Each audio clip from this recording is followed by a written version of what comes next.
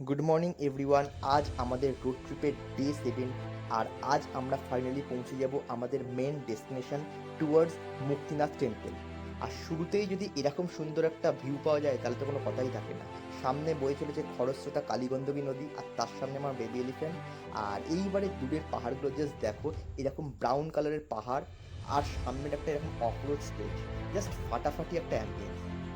তো এই দেখতে পাচ্ছ দূরে স্নো ক্যাপ মাউন্টেন, আর এটা একটা ছোট্ট এখানকার গ্রাম টাইপের। তো এখানে আমি একটু আমার গাড়ির এয়ার ফিলের জন্য দাঁড়িয়ে পড়েছিলাম।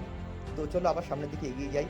তো এবার আমরা পৌঁছে গেছি একদম মুক্তিনাথ যাওয়ার পথে জমসম এয়ারপোর্টের একদম সামনে। মানে এই যে দেখতে পাচ্ছ এই বিল্ডিংটার পেছনেই হচ্ছে জমসম এয়ারপোর্ট, আর এটা হচ্ছে এখানকার একটা ফুয়েল স্টেশন। মানে এটা হচ্ছে একটা গ্যাস স্টেশন, এখান থেকেই এখানে ব্ল্যাকে ফুয়েল নিতে হয় টুয়ার্ডস আমাদের মুক্তিনাথ রাইডের জন্য। ট্রেলটা বেশ ভালোই ছিল, কোনো অসুবিধা হয়নি।